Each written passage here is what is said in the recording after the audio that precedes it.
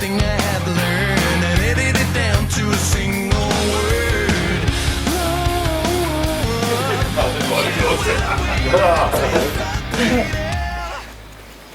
Moremetal.com and PitCam Productions, and right beside me Ville Valo from him. Hello there.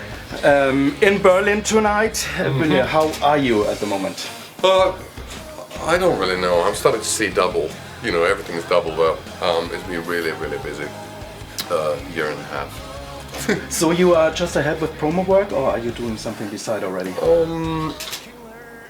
There's a gazillion different things going on. I was just singing some backing vocals for my friend's band, Anathema, and hopefully that's working out. I'm doing a couple of special recording things back home while doing press and while rehearsing with the band for a tour. We're gonna start touring, and it's never gonna end. So him is coming out with a new CD and a limited edition where the whole CD is with the same songs in acoustic version. Oh yeah, there's that one too.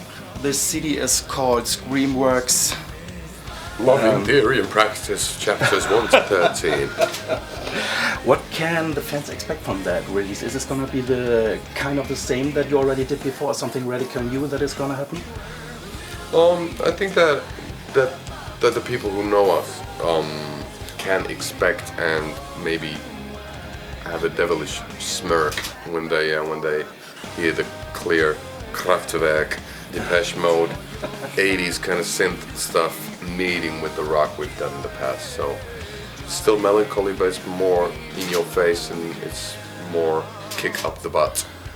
It's more up tempo, more rock and roll. More rock and roll. Yeah, Since it was kind of like we wanted to have an album that would be the Violator era Depeche Mode meeting the Cult.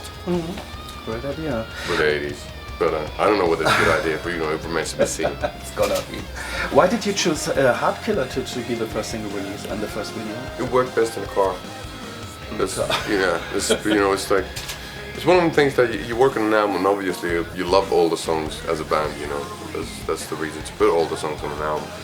And when the album was mixed, we were driving in Los Angeles, and a couple of songs started feeling right, and then Heart Killer is short, it's very direct, and can be, even though it's a kind of romantic love song, it can be interpreted as a guy's song as well. So even guys can like it. In which corner do you feel most comfortable? Do you like to play more rocking stuff, or are you more into this kind of electronic experimental area, or where do you personally feel more comfortable? I think the cool thing about our band is the fact that we can, we've been able to have them all. It's amazing to think that we had a song called Join Me in Death that was #1 exactly 10 years ago. That's crazy, it's 10 years. Yeah. And I know people who weren't even born then, so I feel old. But just saying that we've been able to, some reason be interesting to loads of different kinds of people, not just metalheads, not just goth rockers, not just your average pop fan, but all sorts of people, and I think that's been amazing, because that's something you can't decide when you start a band. You can't decide, yeah, we're going to be very well known, or yeah, we're going to be really good. It takes time, and there's a lot of luck. It's like gambling in Las Vegas with blinders on. You never know what's going to happen. You started with some cover songs of Led Zeppelin and Black Sabbath, when I'm right. Are you still into that kind of music? Are you still putting on some CDs of Black Sabbath or Led Zeppelin? Well, I know Sabbath probably too well, but yeah, now it's going to be the 40th anniversary of the first Black Sabbath album next year, so maybe I'm going to get the cover tattooed or something like that. I do listen to some of that stuff, and then again, for example, from England, there's Electric Wizard. They released Witch Cult today. That is the best Black Sabbathian album released a couple of years. Cathedral, they're working on a new album. I can't wait what Lee comes up with. I think Orange Goblin in the studio too. There's a lot of good English bands continuing in the vein of Sabbath. And I was listening to Sabbath so much that at one point I knew every Bill Ward, Mistake, and Drumfell by heart. So yeah, I grew up with that stuff, and they gave us the power, or not the power, but the belief that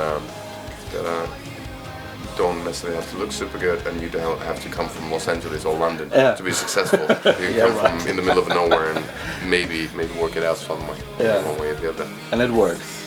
It can work. It can work. Let's jump back to Screenworks. Is there pressure onto bringing up another chart success?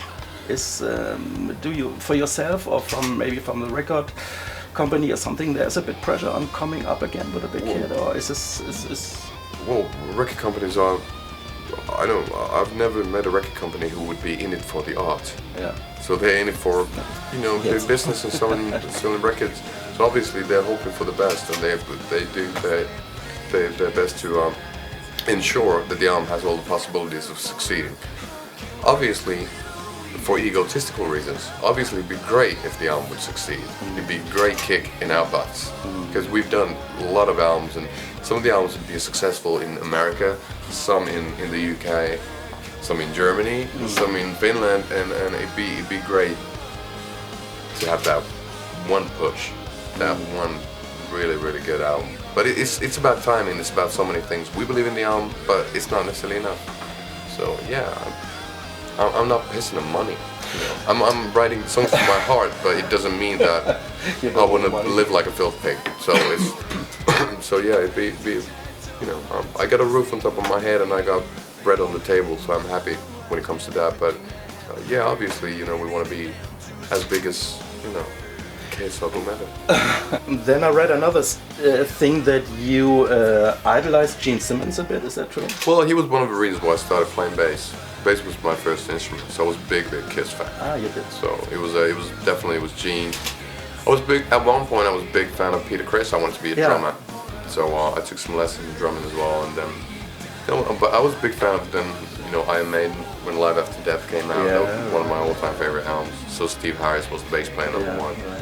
You couldn't see his fingers; they moved so fast. And then is it Frank from Anthrax and all that stuff. When Metallica were coming out with stuff, and when Slayer's Rain in Blood, it's crazy. We're just laughing about it with one of my friends that we're so old. So there is a bit of a metalhead inside you. Well, I grew up with metal, but then again, my mom and my dad, they grew up. They were, when I was growing up, they were listening to traditional Finnish stuff, which is really melancholy folk music, and then the Rolling Stones and J.J. Cale, Rykud, a lot of blues. For some reason, my dad loves the blues, and some country and western. So, and then Finnish Schlager. Finnish Schlager? Yeah, Finnish pop music and old school pop music. So I've always been. I don't think that the fact that I like, the reggae artist Anthony B, is against the fact that I love Gilded Cunt by Cradle of Filth, or that I love Rika Putrefaction by Caucus, and still listen to Madonna's Live to Tell. Yeah. You like whatever makes you happy. Yeah. Doesn't make it right, as Skunk Anansi once sang. Skin, but I grew up with metal. I grew up with a lot of metal and mainly Maiden. Kiss and Maiden were the big ones for me. Yeah, same as me. I saw Maiden in '83 and I grew up with Kiss, so that was the same to me.